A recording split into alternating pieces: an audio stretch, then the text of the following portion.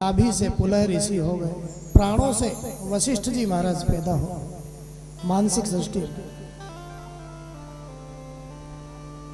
त्वचा से भृगु मुनि पैदा हो गए, हाथ से क्रतु ऋषि पैदा हो गए, मुख से अंगिरा ऋषि पैदा हो गए, आंखों से अत्रि मुनि पैदा हो गए, मन से मरीचि ऋषि ब्रह्मा जी की मानसिक सृष्टि में पैदा हुए।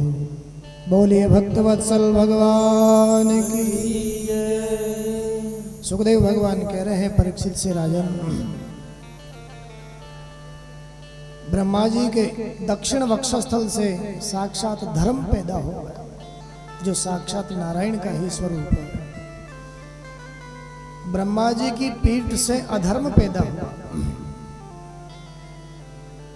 हृदय से काम पैदा हो गया, और ब्रह्मा जी की भौं से क्रोध पैदा हो गया, नीचे के होंठ से लोभ पैदा हो गया। ये सारी की सारी ब्रह्मा जी की मानसिक सृष्टि।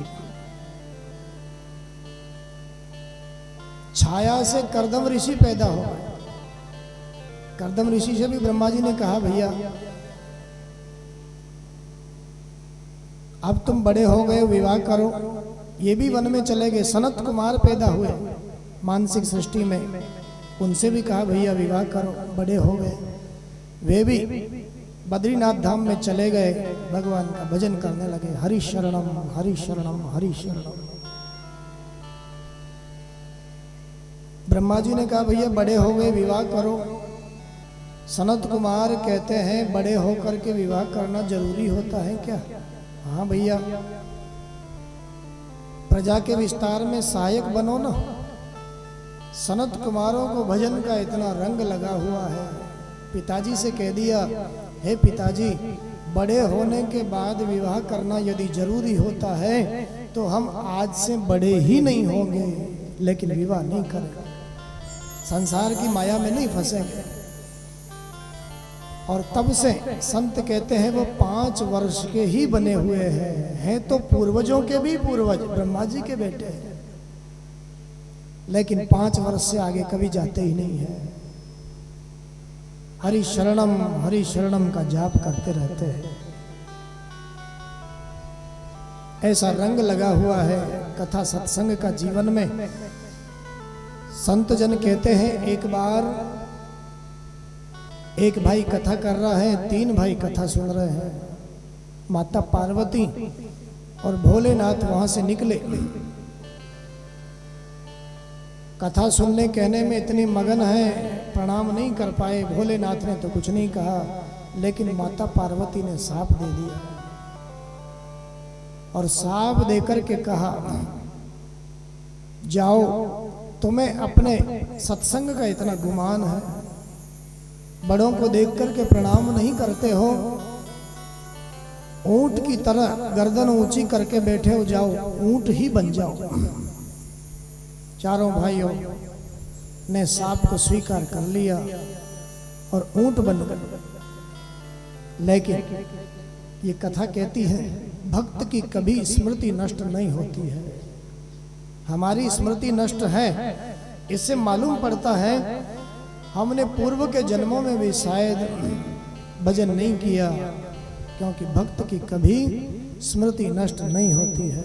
चारों भाई ऊंट बन गए, लेकिन ऊंट बनने के बाद में भी काम तो वही है। एक भाई कथा सुनाता है ऊंट की योनि में, 3 भाई कथा सुनते हैं। परमात्मा के प्रेमी को कभी जीवन में कोई शिकायत रहती ही नहीं है किसी भी चीज की।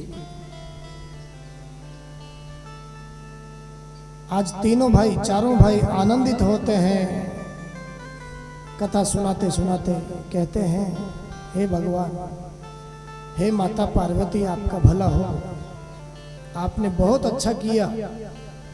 अरे जब हम मनुष्य थे तब तो बहुत सारा समय हमारा यूं ही व्यर्थ में बीत जाता था, नहाने में, धोने में, श्रृंगार करने में, कपड़े पहनने में।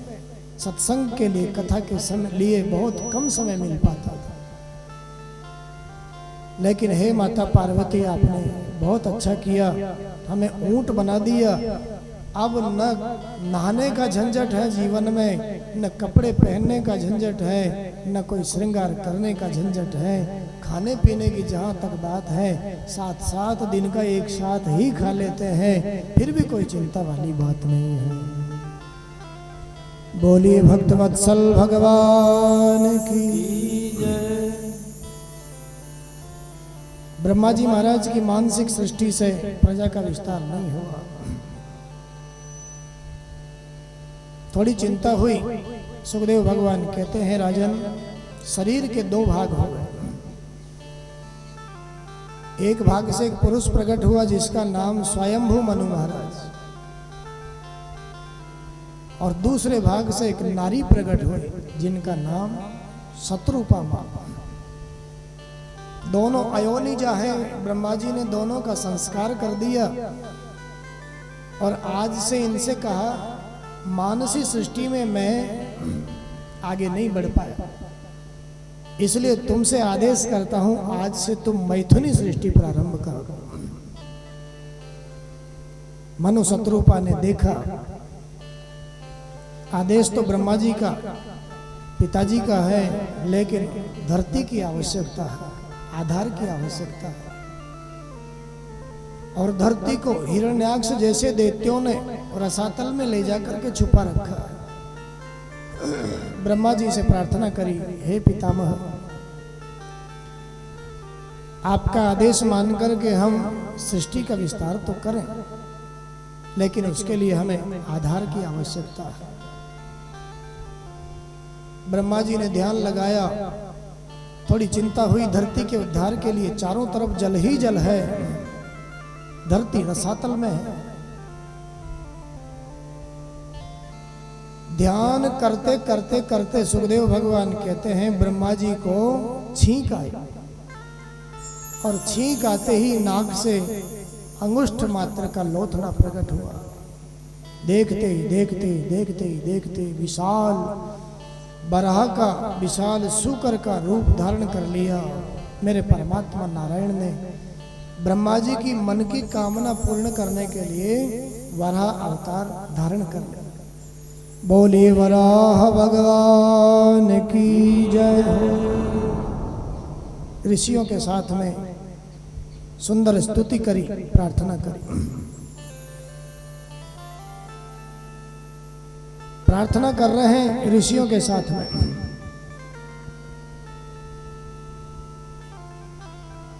अब सौंप दिया इस जीवन का सब भार तुम्हारे हाथों में। अब सौंप दिया इस जीवन का सब भार तुम्हारे हाथों में।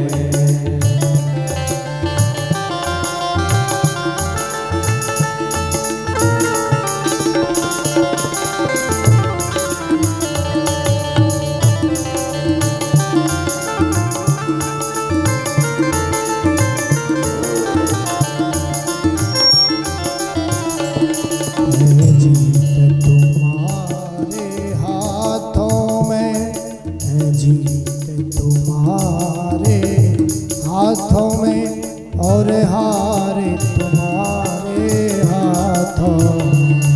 ये जीत तुम्हारे हाथों में, ये हार तुम्हारे हाथों में। जय है, जय है, जय है।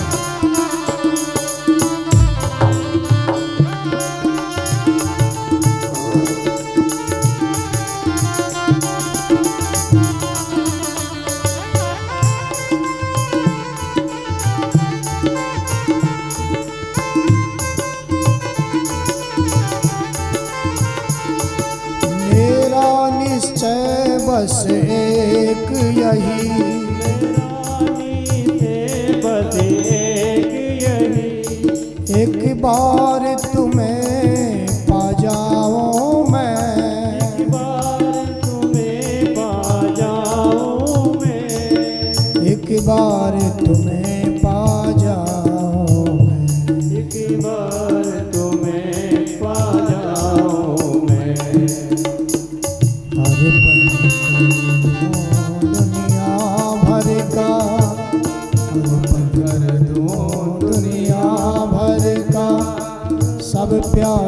तुम्हारे हाथों में अर्पण कर दो दुनिया भर का व्यवहार तुम्हारे हाथों में।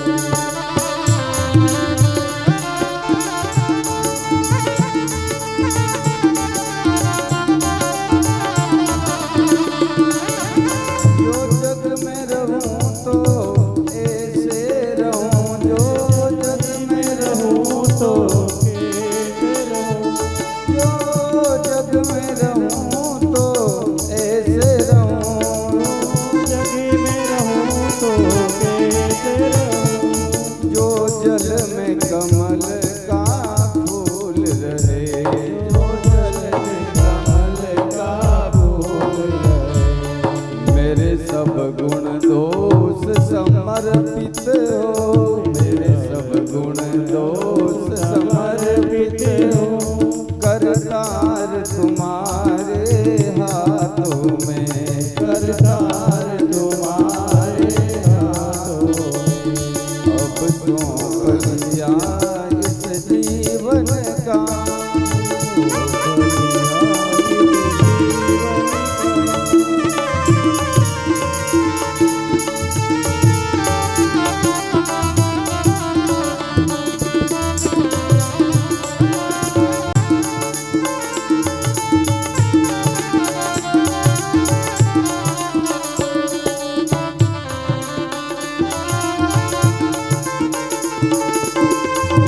यदि मानव का मुझे जन्म मिले, यदि मानव का मुझे जन्म मिले, ओ यदि मानव का मुझे जन्म मिले, मानव का मुझे जन्म मिले, तो तेरे चरणों का पुजारी बनूं, प्रभु के चरणों का पुजारी बनूं।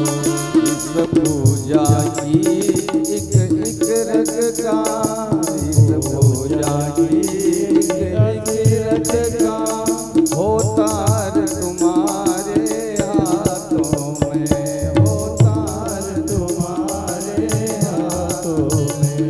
अब सौंप दिया इस जीवन का,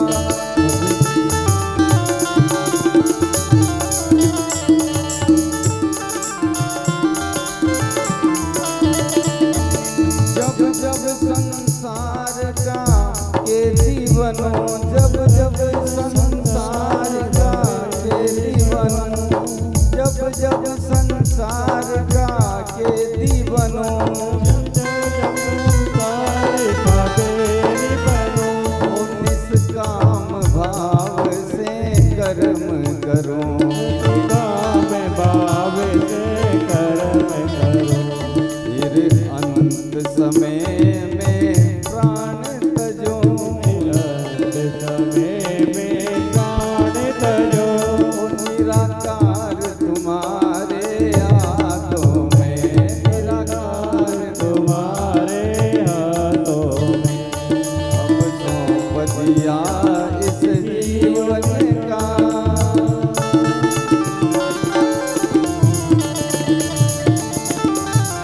तुम्हारे हाथों में। बोलिए भक्तवत्सल भगवान की जय। ब्रह्मा जी महाराज ने ऋषियों के साथ में भगवान वाराह की स्तुति करी और धरती का उद्धार करने के लिए कहा। मेरे परमात्मा ने वाराह रूप धारण करके हिरण्याक्ष जैसे दैत्यों ने धरती को रसातल में ले जाकर के छुपा दिया। धरती को ढूंढ करके अपनी दाढ़ों पर स्थापित करके जल के ऊपर लेकर के आए। लेकिन हिरण्याक्ष तो पहले से ही नारद जी की प्रेरणा से वहां खड़ा हुआ है।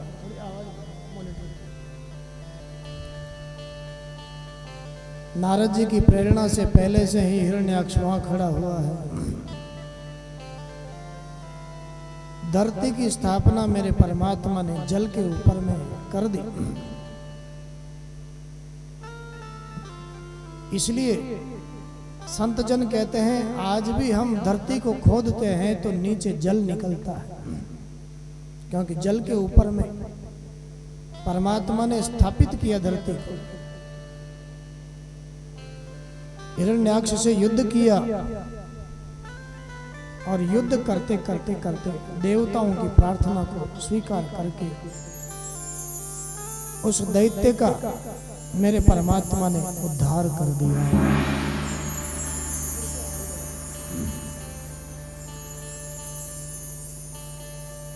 ये हिरण्याक्ष साक्षात लोभ का स्वरूप क्यों कर दिया मेरे परमात्मा ने इसका उद्धार? ये साक्षात लोभ का स्वरूप है।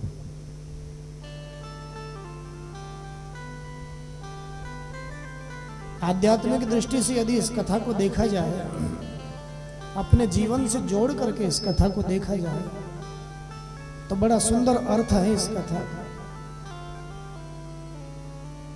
क्या मतलब है हिरण्याक्ष का? हिरण्य माने सोना और अक्ष माने आंख। जिसकी आंखों में सोना ही सोना है, जिसकी आंखों में संपत्ति ही संपत्ति बसी हुई है, उसी का नाम हिरण्याक्ष है। संपत्ति के अलावा उसको कुछ दिखाई नहीं देता। ऐसा जो लोभी है वही हिरण्याक्ष है। और इसी का भाई आगे कथा सुनेंगे जिसका नाम हिरण्यकशिपु, उसका भी सुंदर अर्थ बताया संतों ने। हिरण्य माने सोना और कशिपु माने पलंग। जो संपत्ति को ही पलंग बना करके, बिस्तर बना करके उसके ऊपर सोया हुआ है, उसी का नाम हिरण्यकशिपु है। मेरे परमात्मा ने आज इस लोभ रूपी हिरण्याक्ष का उद्धार कर दिया। 3 जन्म के लिए ये राक्षस बनकर के आया। वैसे तो ये भगवान के बैकुंठ के द्वारपाल हैं, जय और विजय, लेकिन सनत कुमारों के शाप के कारण 3 जन्म के लिए राक्षस बन के आया। पहला जन्म हिरण्याक्ष और हिरण्यकशिपु का लिया। दूसरा जन्म रावण और कुंभकर्ण का हुआ। ये इनका काम का अवतार है। रावण और कुंभकर्ण का जो अवतार है, जय विजय का काम का अवतार। तीसरा जन्म इनका शिशुपाल और दंतवक्त्र का हुआ। ये क्रोध का अवतार। क्रोध के अवतार शिशुपाल और दंतवक्त्र को मारने के लिए मेरे परमात्मा कृष्ण बनकर के आए। काम के अवतार रावण और कुंभकर्ण को मारने के लिए मेरे प्रभु राम बनकर के आए। क्योंकि जहां राम तह काम नहीं। जीवन में से काम को समाप्त करना है यदि, तो वहां फिर राम की आवश्यकता है। सज्जनों, बहुत ध्यान देने की बात है। क्रोध को मारने के लिए मेरे परमात्मा ने एक अवतार लिया। काम को मारने के लिए मेरे परमात्मा ने एक ही अवतार लिया। लेकिन लोभ को मारने के लिए मेरे परमात्मा को भी 2-2 अवतार धारण करने पड़े। हिरण्याक्ष को मारने के लिए वराह अवतार और हिरण्यकशिपु को उद्धार करने के लिए नरसिंह अवतार। बड़ा भयानक शत्रु है ये हमारा लोभ। हमारे संत जन तो कहते हैं भैया, व्यक्ति पाप ही नहीं करे यदि उसके जीवन में लोभ नहीं हो तो। लोभ पापस्य कारणम। पाप का जो कारण है वो लोभ ही है। सनत कुमारों के शाप से 3 जन्म लेकर के आए। आज मेरे परमात्मा वाराह ने हिरण्याक्ष का उद्धार कर दिया, धरती की स्थापना कर दी। मनु महाराज की मैथुनी सृष्टि आरंभ हो गई। ब्रह्मा जी ने तो कई कई प्रकार की सृष्टि करी थी। 4 प्रकार की सृष्टि उसमें मुख्य है। अंडज, स्वेदज, उद्भिज और जरायुज। अंडे को फोड़ करके पैदा होने वाले जीव अंडज सृष्टि के अंतर्गत आए। जेल में बंद करके पैदा होने वाले जीव जरायु सृष्टि के अंतर्गत आते हैं, जैसे मनुष्य और पशु। स्वेदज सृष्टि के अंतर्गत वह जीव आते हैं जो पसीने से पैदा हो जाते हैं, और उद्भिज सृष्टि के अंतर्गत वह जीव आते हैं पृथ्वी को फोड़ करके जो पैदा होते हैं, जैसे वनस्पतियां, पेड़ पौधे आदि आदि। मैथुनी सृष्टि से सुखदेव भगवान कहते हैं मनु महाराज के 5 संतानें आगे चल करके पैदा हुए, जिनमें 3 बेटियां हुई और बेटे 2 हुए। सृष्टि के प्रारंभ में देखिए, बेटी और बेटा का अनुपात देखिए, बेटियां कितनी हुई 3 और बेटे कितने हुए 2। इसका मतलब प्राचीन भारत में बेटियों को ज्यादा महत्व दिया जाता था। आजकल भले ही बेटियों को ज्यादा महत्व नहीं देते लोग, लेकिन प्राचीन भारत में तो बेटियों को ज्यादा महत्व दिया जाता। इसलिए बेटियां हुई 3, जिनका नाम आकुति, देवहूति और प्रसूति। बेटे हुए 2, जिनका नाम प्रियव्रत और उत्तानपाद। मनु महाराज ने देखा बेटियां विवाह के योग्य हो गई, तो आकुति नाम की बेटी का विवाह रुचि नाम के प्रजापति के साथ में कर दिया। शर्त क्या है? बेटी का विवाह तो कर दिया, लेकिन शर्त रखी, वैसे विवाह के बाद में, कन्यादान के बाद में बेटी के यहाँ से कुछ लेना नहीं चाहिए, ऐसा विधान है। लेकिन फिर भी मनु महाराज जानते हैं बेटी के यहाँ साक्षात नारायण पुत्र बनकर के आएंगे, मालूम है पहले से। इसलिए शर्त रख दी, मैं आपके साथ अपनी बेटी का विवाह तो करता हूँ, लेकिन इस बेटी की याद में कैसे भूला पाऊंगा, इसके बिना नहीं रह सकता मैं। इसलिए इस बेटी के जो बेटा पैदा हो वो तुमको हमको देना होगा। बेटी नहीं है तो कोई बात नहीं, बेटी की निशानी तो है। आज साक्षात बेटी के यहाँ नारायण यज्ञ के रूप में प्रकट हुए। बोलिए यज्ञ नारायण भगवान की जय।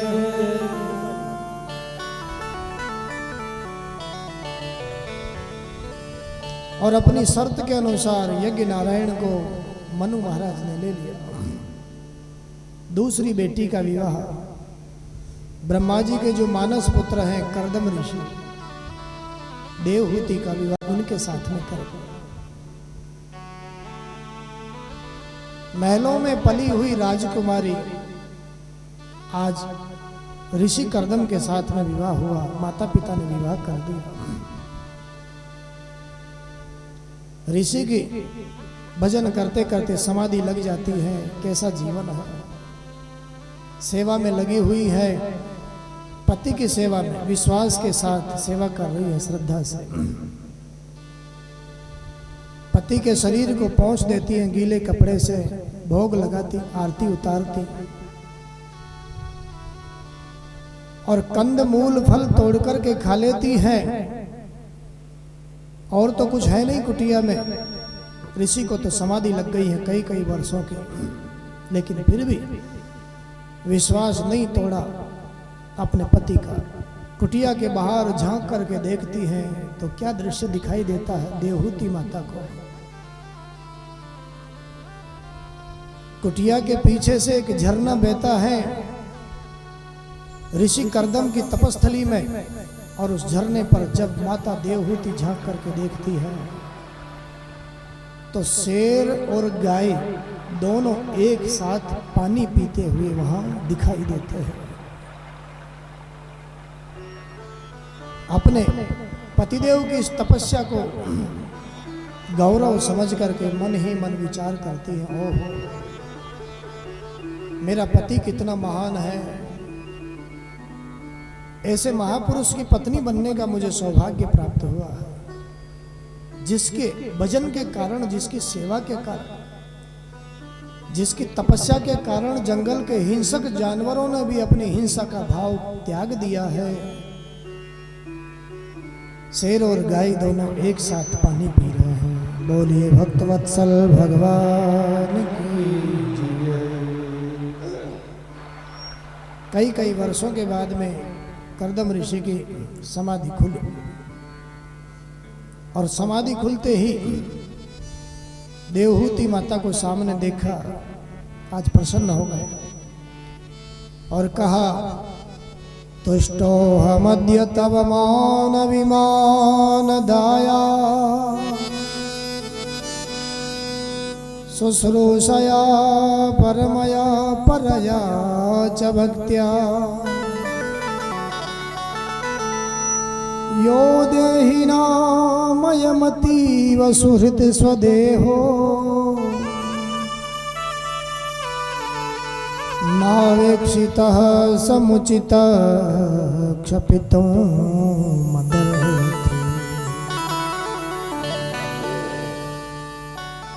हे देवी, तुम्हारी सेवा से मैं संतुष्ट हूँ, तुम्हारी सेवा से मैं प्रसन्न हूँ। तुमने इतना कष्ट पाकर के मेरी सेवा करी, जब तुम्हें पता चला मेरी समाधि लग गई तो अपने पिता के घर क्यों नहीं चली गई, क्यों इतना कष्ट पाया, कंद मूल फल खाए तुमने। देवहूति माता हाथ जोड़ करके कहती है, हे प्रभु, मैंने तो माता पिता से यही जाना है, यही सुना है सत्संग में कि स्त्री जाति के लिए पति ही परमेश्वर है और स्त्री का असली घर उसके पिता का घर नहीं है, उसके पति का घर ही उसका असली घर है। तुमने हे साध्वी, हे देवी, मेरे लिए इतना कष्ट उठाया, कोई बात नहीं, प्रेम सरोवर में गोता लगाया, अपनी तपस्या के कारण पहले की जैसी अवस्था थी देवहूति माता की और कर्दम ऋषि की, वैसी की वैसी अवस्था, युवा अवस्था प्राप्त हो। भजन से सब कुछ संभव है, तपस्या से ऐसी कोई चीज नहीं है जो आपको प्राप्त नहीं है।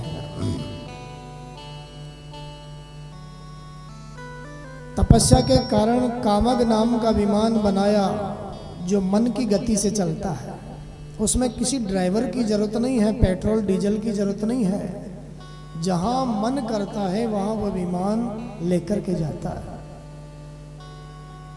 इतना ही नहीं, जिस सामग्री की आवश्यकता है वह सामग्री उसमें उपलब्ध हो जाती है। हजारों वर्षों का विहार इस कामक विमान में बैठ करके किया।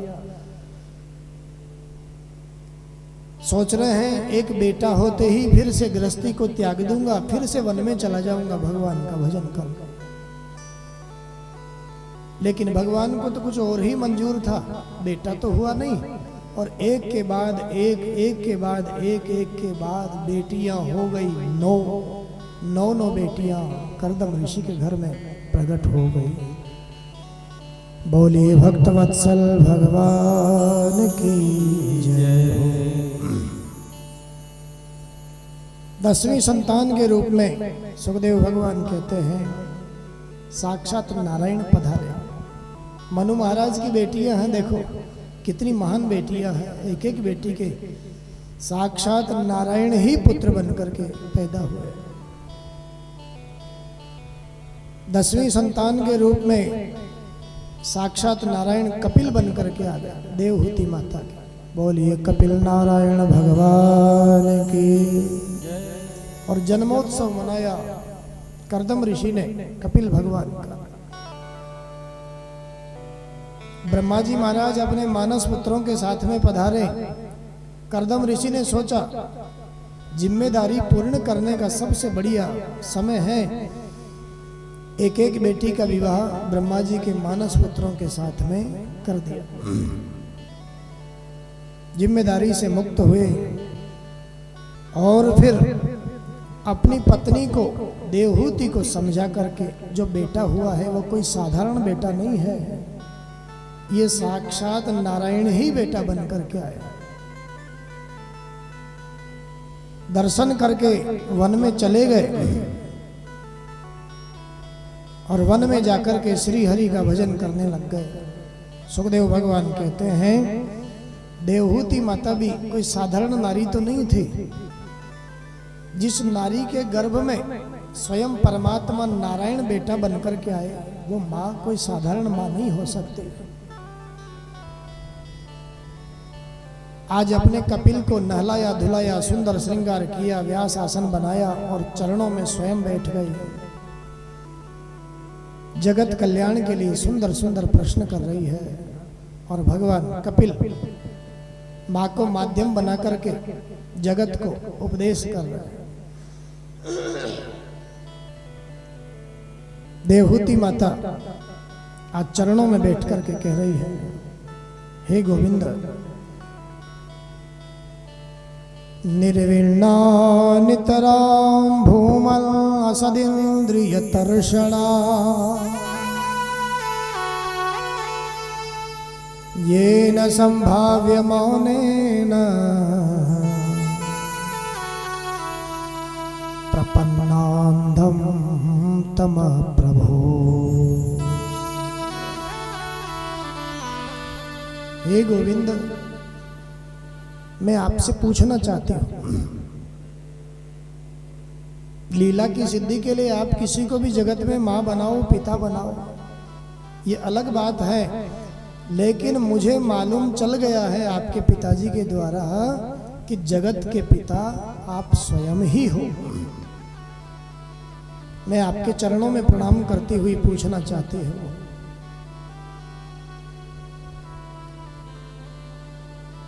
बंधन और मुक्ति के बारे में आपसे पूछना चाहती हूँ, ये बंधन और मुक्ति का कारण क्या है?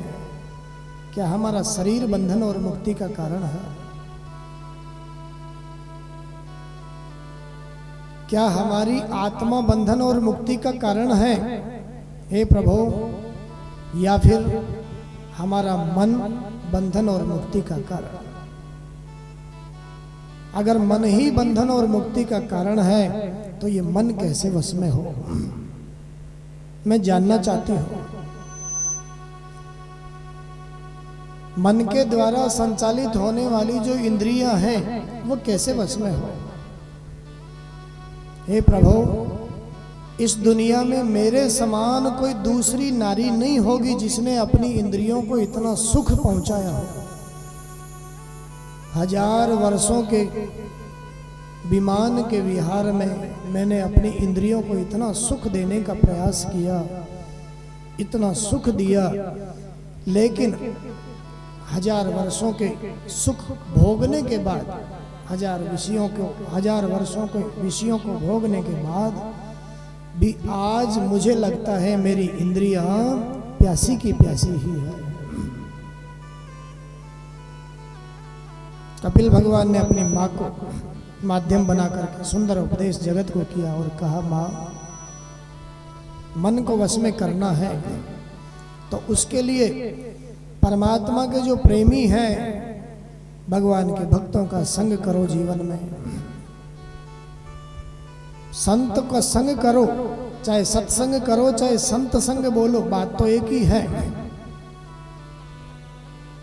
माता जी ने कहा, हे प्रभु, आपने कहा संतों का संग जीवन में करो, तो हम कैसे पहचाने कौन संत है और कौन संत नहीं है?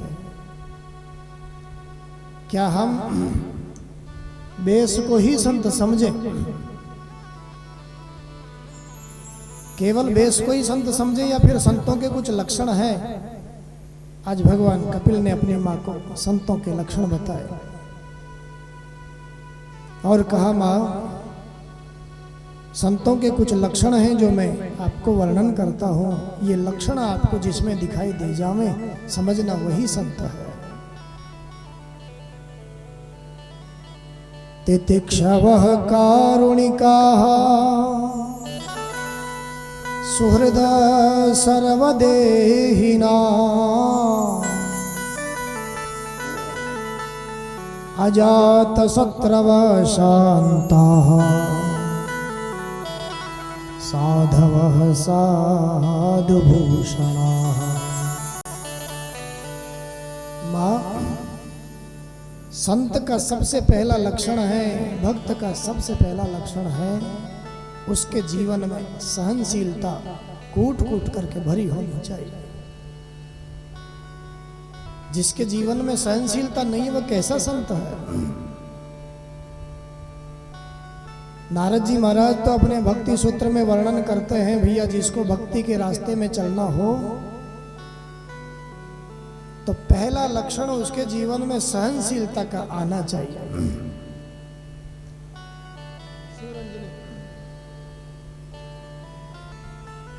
सहनशीलता उसके जीवन में होना चाहिए जो भक्ति के मार्ग पर चलना चाहता है। कैसी सहनशीलता हो? किसी गांव में एक संत पधारे और गांव के बीच में एक मंदिर है, उस मंदिर में लोगों ने ठहरा दिया महात्मा को। प्रातः काल हुआ, थोड़ी दूर पर नदी बहती है, लोगों ने कहा महाराज नदी में स्नान करके आओ।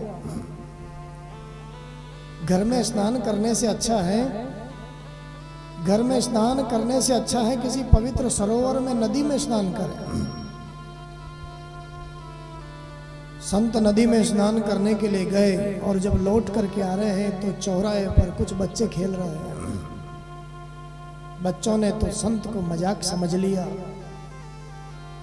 किसी ने धूल फेंक दिया नहाए हुए संत पर, किसी ने थूक दिया, किसी ने क्या उछाल दिया। लेकिन संत के जीवन में इतनी सहनशीलता, किसी से कुछ नहीं कहा, फिर लौट करके चले गए। सोचा पास में ही तो नदी बहती है ना, क्या फर्क पड़ता है, और स्नान करके आ जाता हूं। फिर स्नान करने के लिए गए, फिर आए, फिर बच्चों ने वही किया। ऐसे करते करते करते करते 107वीं बार स्नान करके आ रहे हैं संत। बार बार ऐसा होता है। लेकिन किसी समझदार व्यक्ति ने बच्चों को डांट दिया अब की बार, तो अब की बार बच्चे कुछ नहीं बोले। संत जी जा रहे हैं निकल करके वहां से और मन में प्रसन्न हो रहे हैं, आनंदित हो रहे हैं। ओहो वही तो बच्चे हैं, फिर धूल फेंकेंगे, फिर मेरे ऊपर थूक देंगे, फिर मैं स्नान करने के लिए जाऊंगा। लेकिन अब की बार बच्चों ने कुछ ऐसी कोई प्रतिक्रिया नहीं करी। संत की आंखों में आंसू आ गए और मुड़ करके बच्चों की तरफ देखा और कहा, अरे भैया एक बार और धूल फेंक दो ना, एक बार और थूक दो ना। मुझे ज्ञात नहीं है, मुझे याद नहीं है, शायद मैंने अपने जीवन में कभी किसी पवित्र नदी में 108 बार स्नान किया हो। तुम्हारी कृपा से 107 बार स्नान तो मैं कर चुका, क्या एक बार और नहीं थूकोगे? क्या एक बार और धूल नहीं फेंकोगे? ऐसी सहनशीलता जीवन में हो, ये भक्त का, प्रेमी का, संत का लक्षण है। नारद जी महाराज तो अपने भक्ति सूत्र में वर्णन करते हैं, भैया अगर भक्ति के मार्ग पर चलना चाहते हो तो अपने आप को तिनके से भी छोटा समझना प्रारंभ कर दो, तब तो भक्ति के मार्ग पर चल पाओगे। नहीं तो भैया केवल और केवल दिखावा बन के हमारी भक्ति रह जाएगी। भक्ति करना चाहते हो, प्रेम करना चाहते हो उस परमात्मा से। भक्ति किसे कहते हैं मैं आपको सरल शब्दों में समझाऊं इस कथा के माध्यम से।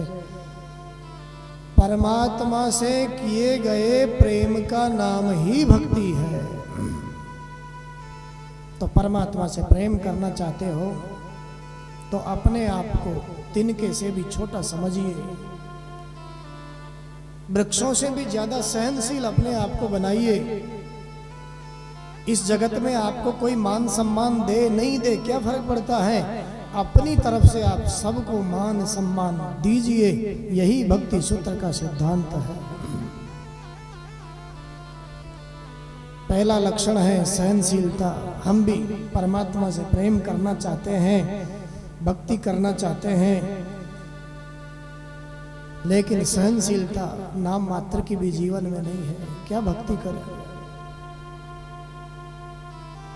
दूसरा लक्षण है संत का, भक्त का, कारुणिक का। संत के जीवन में दया का भाव होना चाहिए। माँ, बेस पर मत जाओ। दाढ़ी जटा बढ़ाने का नाम संत नहीं है। लाल पीले कपड़े पहनने का नाम संत नहीं हो सकता, भक्त नहीं हो सकता। ये लक्षण संत के हैं। अगर ये लक्षण आपको किसी में भी दिखाई दे जाते हैं तो उसके बेस पर मत जाइए। उसने क्या पहना हुआ है, उसका स्वरूप कैसा है, इस पर जाने की जरूरत नहीं है। ये लक्षण दिखाई दे रहे हैं तो वो वास्तव में संत है, वो भक्त है। बेस पर मत जाइए। अगर भेष को ही संत समझेंगे तब तो फिर हमारे संतों ने, कवियों ने कहा, जटा के बढ़ाने से कौन नर तरता है। अगर हम दाढ़ी जटा को बढ़ाने का नाम ही संत समझें तो फिर जटा के बढ़ाने से कौन नर तरता है। ये मोर क्यों न तरे जाका लांबा लांबा पर है। मूड़ के मुड़ाने से कौन नर तरता है। ये भेड़ क्यों न तरे जाका बार बार मुड़े सर है। राख के रमाने से कौन नर तरता है। ये गधा क्यों न तरे जाका राख में ही घर है। भवसागर तरना चाहो यदि भैया, सब कपट छोड़ भैया राम राम कर रे।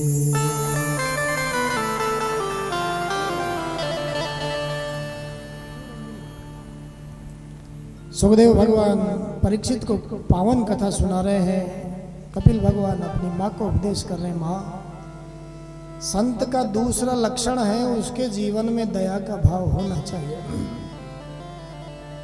करुणा का भाव होना चाहिए। दया नहीं तो कैसा संत। दया धर्म को मूल है, पाप मूल अभिमान। कैसी दया हो जीवन में।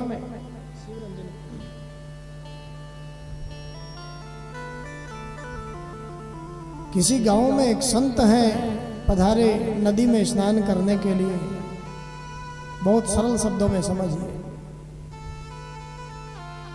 नदी में स्नान किया महात्मा ने, साधु ने, और स्नान करने के बाद सूर्य नारायण को अर्घ देने के लिए जल लिया अपनी अंजलि में। ज्यों ही जल लिया, उस जल में बहने वाला एक बिच्छू हाथ में आ गया। बिच्छू ज्यों ही हाथ में आया, बिच्छू का स्वभाव होता है किसी भी चीज को स्पर्श करते डंक मारना। आज संत के हाथ में स्पर्श हुआ, महात्मा को डंक मारा। उसका स्वभाव है, उसकी गलती नहीं है, स्वभाव। समाज में भी कुछ लोग ऐसे होते हैं जो अपना स्वभाव ऐसा बना लेते हैं जानबूझ करके। मन में तो उनकी कोई ऐसी बात होती नहीं है, लेकिन बात करते हैं तो ऐसा लगता डंक मार रहे हैं क्या। तो बिच्छू का स्वभाव है डंक मारना। महात्मा को डंक मारा और पीड़ा से हाथ हिल गया। फिर बिच्छू पानी में गिर गया। महात्मा ने आगे बढ़ करके, दया का भाव है ना, संत का लक्षण है, अरे बह जाएगा, मर जाएगा, आगे बढ़ करके फिर उठाया। फिर बिच्छू का स्वभाव, फिर डंक मार दिया, फिर पीड़ा से हाथ हिला। कई बार ऐसा हुआ। नदी के किनारे पर एक सज्जन देख रहे थे इस दृश्य को। उस व्यक्ति ने महात्मा जी से कहा, महाराज बार बार ये आपको डंक मारता है, बार बार आप इसको बचाने का प्रयास करते हैं, क्यों? अरे बह जाने दीजिए, नहीं इसको मर जाने दीजिए महाराज। जब ये अपना स्वभाव नहीं छोड़ता है तो जाने दीजिए इसको। संत ने उस व्यक्ति से पूछा, भैया ये बिच्छू कितने ग्राम का होगा जो अपने स्वभाव को नहीं छोड़ पा रहा है, कितने ग्राम का होगा? उस व्यक्ति ने कहा, महाराज यही कोई 10-20 ग्राम का ये बिच्छू होगा, इससे ज्यादा क्या होगा? संत की आंखों में आंसू आ गए और उस व्यक्ति से कहा, रे भैया जब 10-20 ग्राम का ये बिच्छू अपने स्वभाव को नहीं छोड़ पा रहा है तो मैं तो 70-80 किलो की काया हूँ, मैं अपने स्वभाव को कैसे छोड़ूं, मैं अपने स्वभाव को कैसे त्यागूं? इसका स्वभाव है छूते ही डंक मारना और मेरा स्वभाव है मेरी आंखों के सामने कोई बहता हो तो उसको बचाना। भगवान कपिल अपनी माँ से कहते हैं, माँ ऐसी दया का भाव जिसके भीतर है वह संत है। संत के जीवन का भाव है सारा संसार ही उसका मित्र होता है, इस संसार में कोई उसका शत्रु नहीं होता। माता जी ने कहा, ऐसा तो संभव नहीं है प्रभु कि इस संसार में कोई हमारा शत्रु ही नहीं हो, ऐसा तो संभव नहीं है। अजात शत्रुता का क्या लक्षण है? भगवान कपिल अपनी माता जी से कह रहे हैं, माँ अजात शत्रुता का लक्षण आप यही समझिए, आपके बारे में दुनिया के लोग क्या सोचते हैं, क्या बातें करते हैं, ये महत्वपूर्ण नहीं है।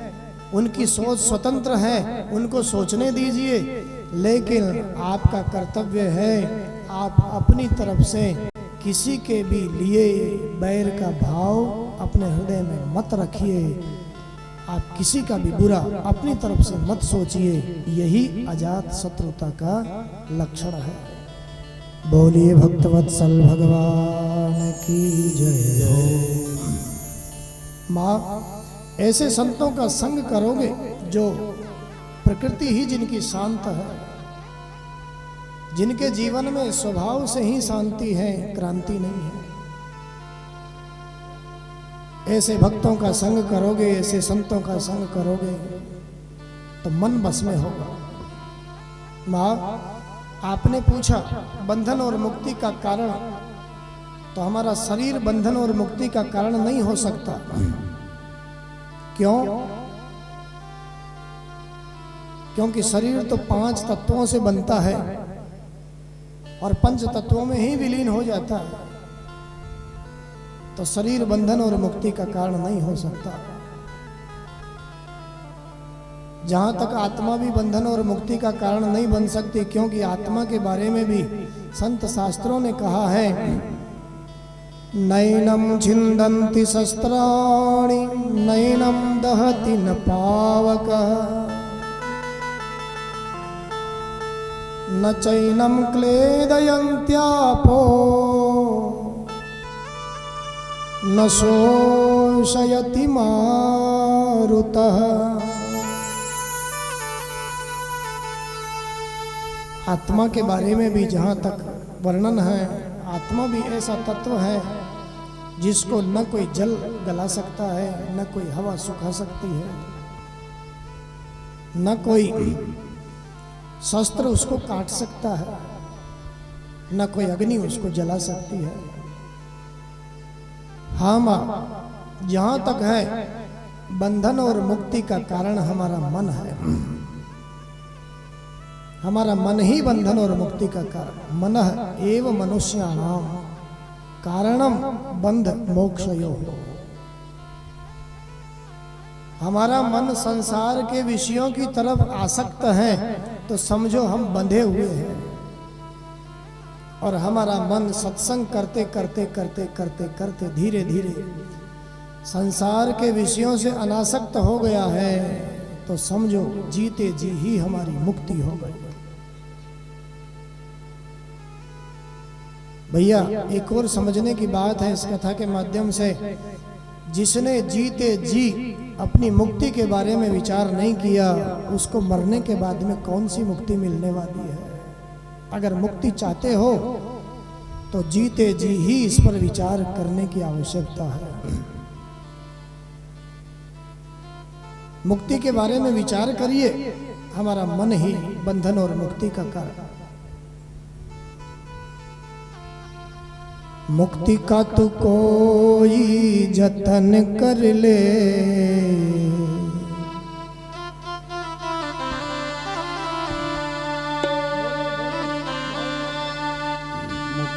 का कोई तो जतन कर ले, रोज थोड़ा थोड़ा हरि का भजन कर ले, रोज थोड़ा थोड़ा हरि का भजन कर ले। मुक्ति का तू कोई जतन कर ले, मुक्ति का तू कोई जतन कर ले, रोज थोड़ा थोड़ा हरि का भजन कर ले, रोज थोड़ा थोड़ा हरि का भजन कर ले।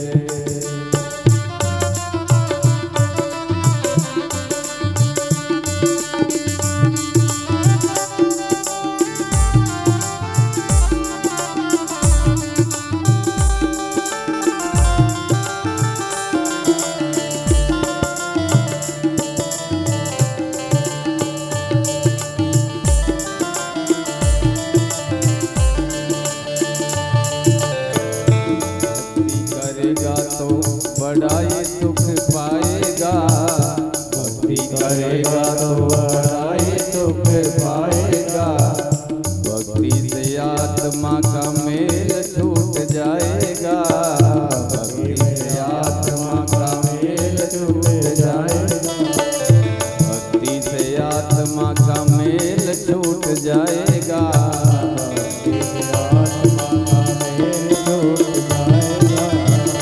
आत्मा के साथ साथ मन कर ले, आत्मा के साथ साथ मन कर ले, रोज थोड़ा थोड़ा हरि का भजन कर ले, रोज थोड़ा थोड़ा हरि का भजन कर ले।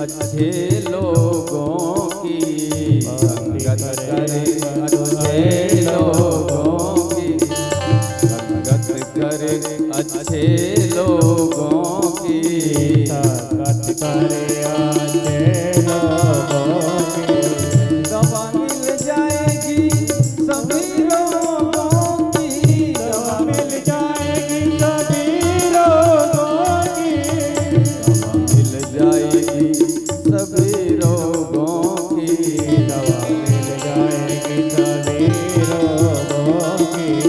जिंदगी को अपनी चमन कर ले, जिंदगी को अपनी चमन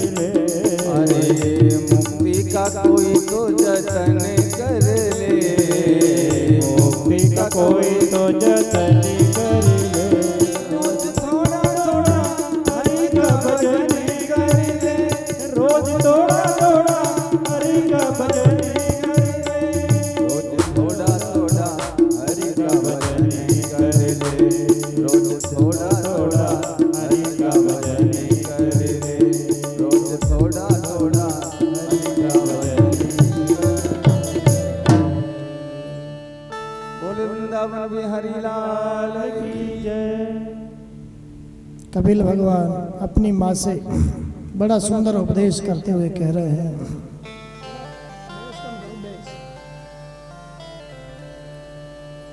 और कह रहे हैं माँ, ये संतों के लक्षण मैंने आपको बताए। ऐसे संतों के संग में जब हम उठेंगे, बैठेंगे, रहेंगे तो हमारा मन संसार से हट करके धीरे धीरे धीरे परमात्मा में लगेगा। सांख्य योग का वर्णन कर दिया अपनी माँ को माध्यम बना करके जगत को। 8 प्रकार जिसके हैं, यम, नियम, आसन, प्राणायाम, प्रत्याहार, ध्यान, धारणा और समाधि। माँ अभ्यास के द्वारा एक एक चीज को, एक एक लेवल को अपने जीवन में हमें पार करना चाहिए। प्रारंभिक अवस्था में यम भी 5 प्रकार के हैं, नियम भी 5 प्रकार के, उसके बाद यम नियम के बाद फिर आसन। आसन किसे कहेंगे? स्थिरम सुखम आसनम। उसके बाद में फिर प्राणायाम, प्राणायामम परम बलम। उसके बाद में फिर प्रत्याहार। प्रत्याहार का मतलब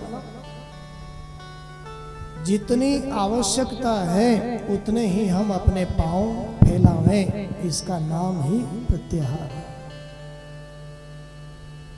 उतने पांव पसारिए जितने लंबी सोड़। प्रत्याहार का प्रतीक हमारे संत शास्त्रों ने कछुए को माना। कछुए को, कछुआ देखा आपने? कछुए को जब आवश्यकता नहीं होती है तो अपनी गर्दन को, अपने हाथ पांवों को अपने शरीर के भीतर ही वह छुपा लेता है, और जब आवश्यकता होती है तो फिर गर्दन को बाहर कर लेता, हाथ पांव को बाहर कर लेता है।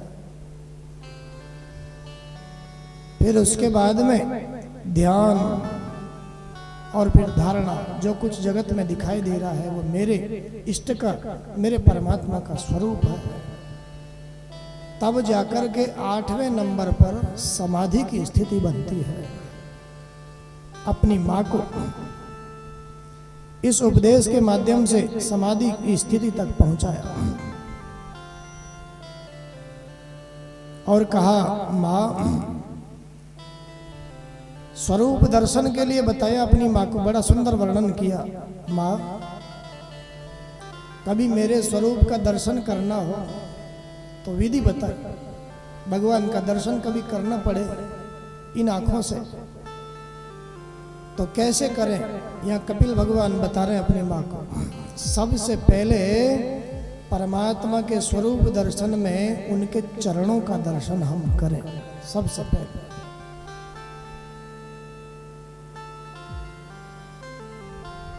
भगवान के चरणों में कई कई आयुधों के चिन्ह बने हुए हैं। वज्र, धनुष, बाण आदि आदि आयुधों के चिन्ह बने हुए हैं। हमारा चित्त जब उन आयुधों से युक्त भगवान के चरणों का चिंतन करता है तो हमारे चित्त में जन्म जन्मांतरों की पापों की जो गठरियां हैं उन आयुधों से वह हमेशा हमेशा के लिए कट जाती है, फट जाती है, निर्मल हो जाता है। इसीलिए हमारे प्राचीन भारत में मंदिरों के दरवाजे बहुत नीचे होते थे। हम जब भगवान के यहाँ जावे दर्शन करने तो थोड़ा झुकाव जीवन में होना चाहिए, झुक करके जाओ। चरण दर्शन का मतलब क्या? हम ठाकुर जी के सामने जावे तो झुक करके जाओ। फिर उसके बाद में घुटने प्रदेश का चिंतन, फिर कटी प्रदेश का चिंतन, फिर वक्षस्थल का चिंतन, दर्शन, और फिर कहा उसके बाद में फिर परमात्मा के हंसते हुए चेहरे का चिंतन हमको करना चाहिए। हंसते हुए मुखारविंद के दर्शन के बारे में कहा। क्यों? इसलिए जगत के हर प्राणी को देखा जावे तो कोई तन दुखी, कोई मन दुखी, कोई धन बिन रहे तो उदास। जिसको देखो उसके चेहरे पर दुख की छाया, उदासी का भाव रहता ही है हर समय। लेकिन हम परमात्मा के हंसते हुए चेहरे का चिंतन यदि करेंगे, दर्शन करेंगे, तो परमात्मा के हंसते हुए चेहरे में ये ताकत है, जगत के दुखी प्राणी को दुख के समुद्र से निकाल करके आनंद के समुद्र में पहुंचाने की ताकत मेरे परमात्मा के हंसता हुआ चेहरा रखता है। तो इसलिए जब भी भगवान का दर्शन करो, ये दर्शन की विधि बताई, भगवान के हंसते हुए मुखारविंद का चिंतन करो। बोलिए भक्तवत्सल भगवान की जय। भक्ति का महत्व महिमा बताई और कहा भक्ति क्या है। सरल शब्दों में हम और समझें, परमात्मा की हाँ में हाँ मिलाने का नाम ही भक्ति है। कर्म के अनुसार जैसा प्रारब्ध बन गया है, परमात्मा ने हमें जो दिया है उसी में हमें संतुष्ट रहने का प्रयास करना चाहिए। भक्तों की महिमा बताते हुए भगवान कपिल अपनी माँ से कह रहे हैं, माँ मेरे भक्त तो क्या वर्णन करूं मैं उनका, ऐसे निराले होते मेरे भक्त, मैं उनको चार चार प्रकार की मुक्तियां देना चाहता हूं, लेकिन मेरे भक्त मुक्ति को भी ठुकरा देते हैं। मेरा भक्त मुझसे कभी लेन देन नहीं करता है। जो लेन देन करता है वो कभी भी भक्त नहीं हो सकता। वो व्यापारी जरूर हो सकता है, सौदागर जरूर हो सकता है। चार चार मुक्तियों को भी भक्त ठुकरा देते हैं। वो मुझसे नहीं मांगते, अपनी पूजा के बदले में, किसी कर्म के बदले में वो मुझे ही मांग लेते हैं। योग चाहे तो योग दे डारूं, भोग चाहे तो भोग दे डारूं, भगत तो लेन न देन करे, मैं वाकू कैसे टारूं। भक्त तो कहता है मुझे कोई देवराज इंद्र का लोक नहीं चाहिए, ब्रह्मा जी का पद नहीं चाहिए, यहाँ तक कि वैकुंठ मोक्ष को भी ठुकरा देता है। माँ सारे संसार में मैं कण कण में व्याप्त हूँ, लेकिन क्या बताऊं, ऐसी विडंबना है। कुछ मेरे बनावटी भक्त ऐसे भी होते हैं जिनको केवल मैं मंदिर में ही नजर आता हूँ, मंदिर के बाहर नजर नहीं आता हूँ। मैं तो समस्त प्राणियों में विद्यमान हूँ। अहम सर्वेषु भूतेषु भूतात्मा अवस्थिता सदा। मैं सब प्राणियों में विद्यमान रहता हूँ, लेकिन कुछ लोगों को मैं केवल और केवल मंदिर में ही नजर आता हूँ। उन लोगों की भक्ति तो देखिए माँ, वो मंदिर में जाकर के मुझसे प्रेम करते हैं और बाहर आकर के जो मेरी ये चलती फिरती बोलने हंसने वाली जो मूर्तियां हैं, इनसे बैर करते हैं। माँ मैं कहना चाहता हूँ ऐसे भक्तों को, अगर उन्होंने केवल मुझे मंदिर में ही देखा और मंदिर के बाहर ये हंसने बोलने वाली चलती फिरती मूर्तियों में मेरा दर्शन नहीं कर पाया, तो वो मुझे क्या प्रसन्न करेगा। केवल और केवल अपने जीवन में परिश्रम करता रहेगा, इसके अलावा और कुछ नहीं है। केवल परिश्रम ही परिश्रम है। माँ मैं तो सब में स्थित रहता हूँ। मेरे भय से हवा बहती है माँ, मेरे भय से सूर्य उदय होकर के प्रकाश देता है लोगों को, मेरे भय से बादल बरसात बरसाते हैं। माँ संसार में कोई सुख नहीं है, लेकिन संसार के नासमझ लोग, अज्ञानी लोग दुख के निवारण को ही सुख समझ बैठते हैं, बाकी सुख तो नहीं है। किसी को कांटा लग गया और कांटे की पीड़ा हुई, कांटा निकला थोड़ी शांति मिली, उसके बाद में फिर दूसरा कांटा लग गया। माँ, जगत में सुख नहीं है, दुख ही दुख है। ये जगत के लोग एक एक कामना का कांटा अपने हृदय में गड़ाते रहते हैं, फिर उसका निवारण करते रहते हैं, फिर दूसरा कांटा गड़ा लेते हैं, और इनकी कामनाएं कभी पूरी होती ही नहीं है। कामनाएं पूरी नहीं होती है तो बार बार इनको जन्म लेना पड़ता है, बार बार इनको मरना पड़ता है, बार बार माँ के गर्भ में आना पड़ता है, बार बार कष्ट पाना पड़ता है, अधोगति होती है। माता जी कहती है, ओह हे प्रभु, जब माँ के गर्भ में जीव आ जाता है तब तो उसको सुख मिलता होगा, फिर तो वहां तो कोई झंझट नहीं है, वहां तो गर्भ में निवास करता है, तब तो एकांत रहता है। माता जी कहती है, काहे का सुख। भगवान कपिल कहते हैं अपनी माता जी से, हे माँ, काहे का सुख। गर्भ में 9 महीने तक उल्टा लटका रहता है, एक तरफ मल की थैली लगी हुई होती है, एक तरफ मूत्र की थैली, ऐसे नरक में निवास करता है। पिता के तेज और माँ के रज से मिलकर के पहले 5 रात्र का बुलबुले के समान बनता है, फिर बेर के समान, फिर महीने भर का हो जाता है, थोड़ा बड़ा होता है, इसके सिर का निर्माण होता, फिर पुत्र है तो फिर माँ की दाई कोख में निवास करता है, पुत्री है तो फिर माँ की बाई कोख में निवास करता है। काहे का सुख। माँ ने थोड़ी चटपटी वस्तु खा ली है तो इसको कष्ट होता है, माँ थोड़ी भारी वस्तु खा लेती है तो इसको दुख होता है, लेकिन कह नहीं सकता।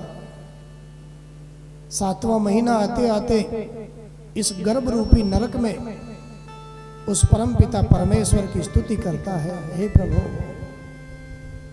अब की बार पार कर दीजिए, बस अब की बार, और मुझे कुछ नहीं करना है, केवल और केवल भजन करना है बस।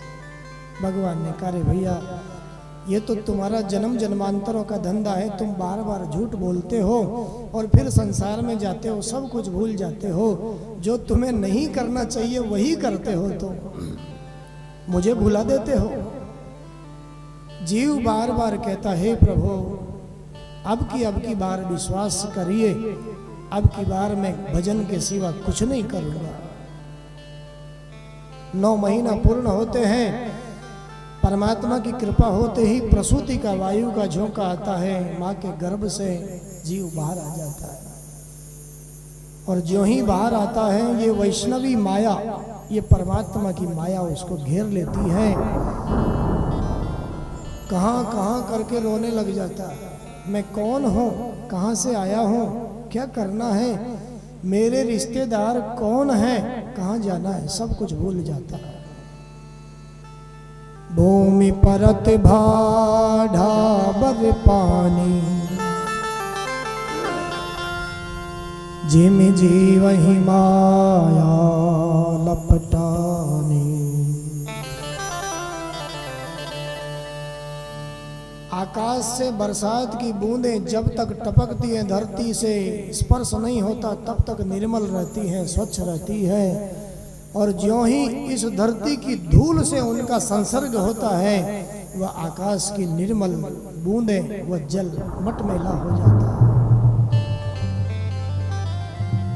ठीक उसी प्रकार ये जीव जब परमात्मा के यहाँ से आता है तो निर्मल रहता है, लेकिन इस धरती का ज्यों ही स्पर्श होता है, माया के कारण इसका जीवन मैला हो जाता है। माता जी कहती है, अब तो सुख मिलता होगा ना, अब तो माँ के गर्भ से बाहर आ गया। भगवान कपिल कहते हैं, माँ काहे का सुख। माता जी ने पलने में सुला दिया है, उसको मच्छर काट रहे हैं, खटमल काट रहे हैं, लेकिन फिर भी किसी को बोल नहीं सकता। कभी कभी माता जी ने ज्यादा दूध पिला दिया है, अजीर्ण के मारे पलने में पड़ा पड़ा रोता है। माता जी सोचती है, ओहो बालक भूखा है, फिर उसको उठाती है, फिर अपना दूध पिलाती है, लेकिन कह नहीं पाता, माता जी मेरा पेट तो पहले से ही भरा हुआ है।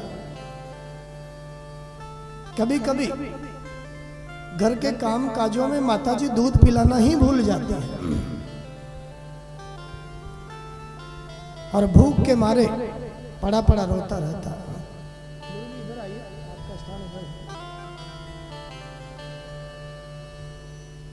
भूख के मारे पलने में पड़ा पड़ा रोता है।